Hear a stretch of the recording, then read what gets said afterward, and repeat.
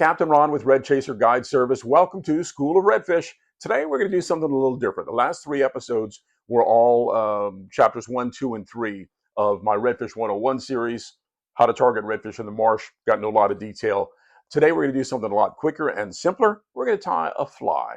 This fly is called the basic bitch. It's my go-to fly for redfish. It's very simple. The basic bitch is, the components of it are lead up front, some type of tail that moves, and some type of material palmered up front to give it some bulk. And then you could do some additions. I added a little collar, I added some rubber legs. I added the legs really just to give me an orange hot spot because I like orange hot spots in my redfish flies.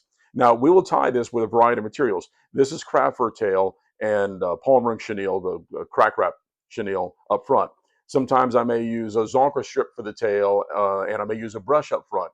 I might use Finnish raccoon for the tail, and I may use a hackle up front. In fact, when I first started tying them, that was what I would do, is Finnish raccoon tail and hackle up front. But you know what?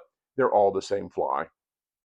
Same tying techniques, just different materials going through that, and you end up kind of with the same net result.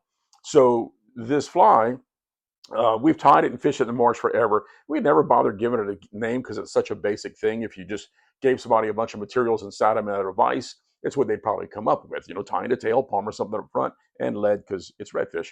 Well, one day Captain Ron Ratliff and I were having a conversation about this fly and about how a lot of people have taken the fly and added one or two slight elements here, an extra piece of flash or a different material, and felt the need to give it a unique name because of that. And we never bothered naming it in the first place. And Ron laughed and shook his head. He says, "Yeah, that fly is just a basic bitch." And we're like, "Eureka! It's the perfect name for the fly." And hence that was born. Well, as you can see here, you can tie it in a variety of colors, and there's even some differences in materials here. And you'll see in this selection, some of these have a head that's actually made of palmering chenille like this. Some have a head made out of a brush. Some have a head made out of cross-cut rabbit or cross-cut zonker strips that are great for palmering. They make a real neat fly. Some of these even have a hackle for a head, and of course all the different color variations. In the lighter ones, as you can see, I like to bar the tail. But again, very simple fly, very basic fly. In all of these variations, still the same fly. So we're going to jump into tying one for you. So I'm starting out with a Gamakatsu SL12s hook. 1/0 or 2/0 is what I normally use. This one happens to be a 1/0, although I think I probably use 2/0 more often than not. Using some 210 denier thread. It's kind of heavy. I like to be able to really bind down on my saltwater flies and pull hard with them. So I'm going to go ahead and lay a base of my thread coming back. So this fly is going to be in primarily purple, but some black in it too. So black thread's fine. You could use purple thread. Or if you just wanted to do something different, you could use chartreuse thread. It really wouldn't matter. So when I get back to the front, I'm going to make a little ball. This is just going to kind of help make my dumbbell eyes behave. And then my dumbbell eye is a wapsi medium. Now, wapsi medium dumbbell eyes are 1/30th of an ounce, and that is my go-to day in and day out for my bull redfish flies.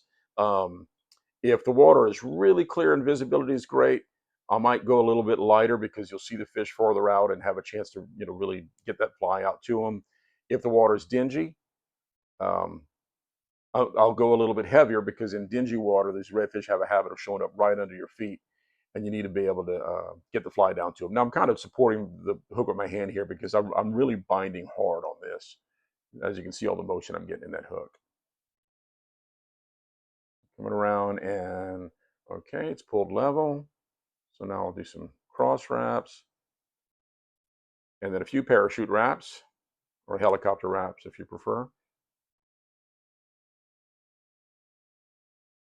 little drop of glue and a drop of glue. I have to be really careful and keep my face away from the glue. I've developed a really bad allergy to super glue and UV cure adhesive and epoxy and everything else. And it's from overexposure from fly tying. So I'm going to bring my thread back to where it's just behind the point of the hook. Get some extra select craft fur. And I'm going to cut a really nice hunk of this. Polar fiber works well. It's also a new product. There's a company from here in Louisiana, Fanatics Fly Company, and they make a fur. I think it's called Bayou Fiber fur. It's a craft fur, and actually it's nice. I find it's actually got the longest fibers. The packs The patches of it aren't quite as dense, but the fibers are super long. It's really nice stuff. So I have a good little clump of it here. I'm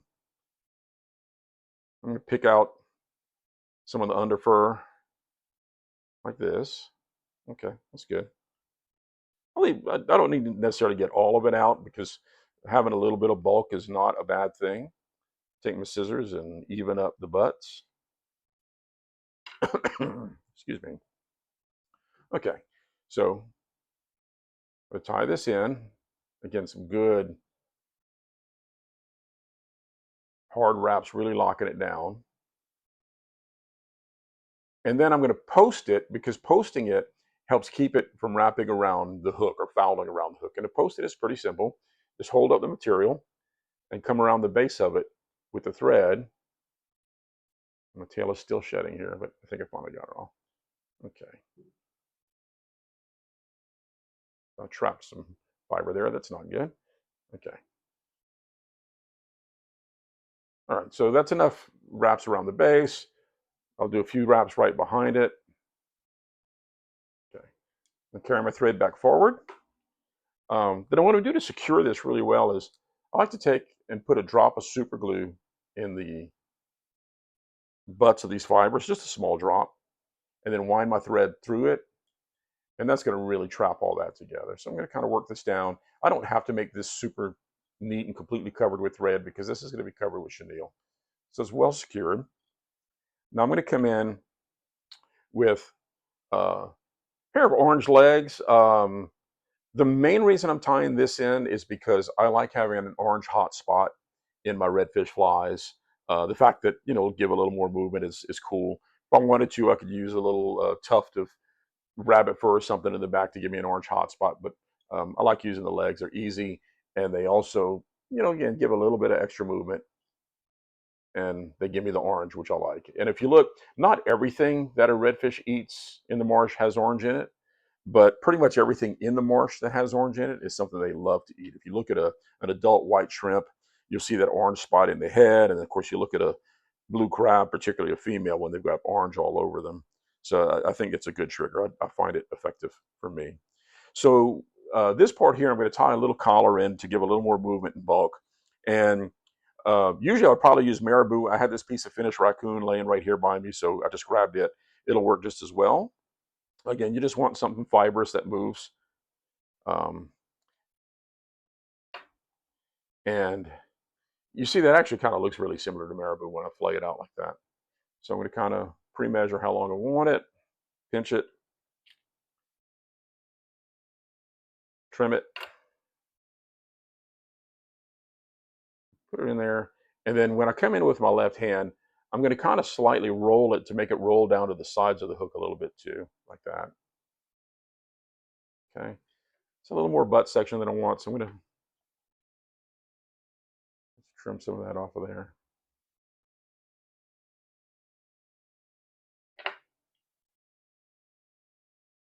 Okay. Overwrap that. Okay. Now, my palmering, I really like this crack wrap from Sightcast Fly Company. So this is the black crack wrap, but the sparkle in it has little hints of purple and other colors in it. But the reason I like it, it's made so that the fibers are on one side and it palmers in really nice. It tends to just really behave itself when you're palmering. It's easy to keep it under control and not overwrap with it. So just trimmed off a little bit of the fibers to be able to have a spot to tie it in. And I missed it. Okay.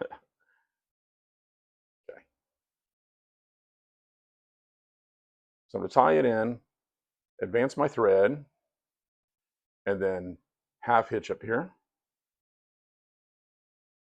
Then I'm going to bring my thread cradle around just to get this out of my way. So because these fibers are just on one side, what I do is I grab the chenille in my right hand, have my index finger sticking out, and I put my index finger underneath the chenille here, and it's keeping those fibers pointed back. So I could sit here and palmer this like this, not trap any fibers under the core of the chenille, and not have to sit here and pull back with my left hand.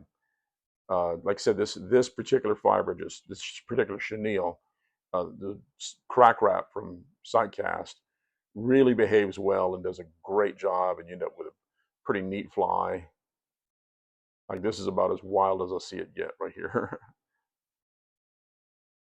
And I'll just keep that index finger really kind of just holding the whole thing right up to the shank of the hook, and it keeps the fibers facing to the rear of the hook, keeps it from getting trapped.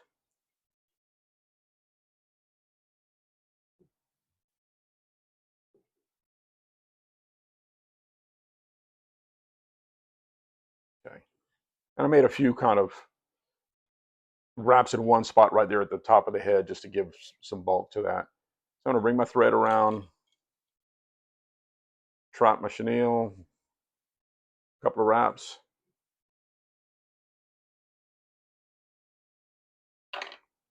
cut off the excess. Then I will pull back, make some wraps, half hitch there. And I'm just going to go ahead and whip finish it here behind the eyes because I'm done.